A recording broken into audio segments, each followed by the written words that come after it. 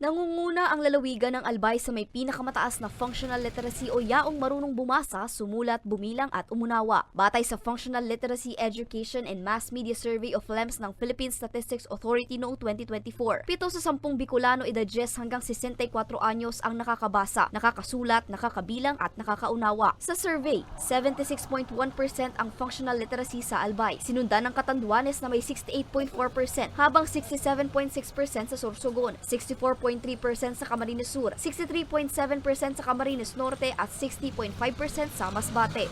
Randomly selected. So, para may representation po yung lahat ng klase ng sektor sa ating community. So that's how we select samples for our surveys. But in terms of translating the 67%, ang natitira po doon ay kanina kinumpute ko is 1,494,000. So malaki po yun.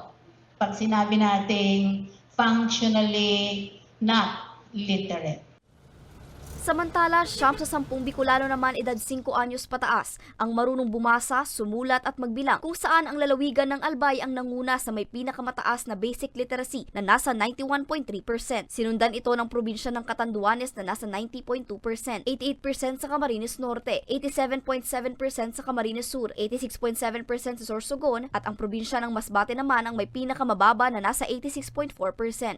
We are basically thankful. As I mentioned, we have 32,121 individuals who answered our surveys. Depende po doon sa mga ages. So we have 5 to 9, we have 10 to 64, and we have different questionnaires. Kasi nga may very specific for the PIAC na medyo mataas na yung level ng comprehension, and this yung kanina naman na-present ni Ma'am yung paano natin na-measure yung basic literacy. Kasi may cue card, pinapabasa, ako ay nakakabasa at nakakasulat.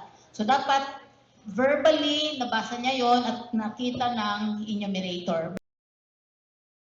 Sa mga nasabing survey, 32,131 ang respondents mula sa 9,330 sampled homes sa buong Kabikolan. Layunin ng FLEMS na makakuha ng datos para sa pagbuo ng mga pulisiya at programa ng gobyerno, maging ng private sectors para iangat ang antas ng literasiya at paunlarin ng edukasyon sa bansa.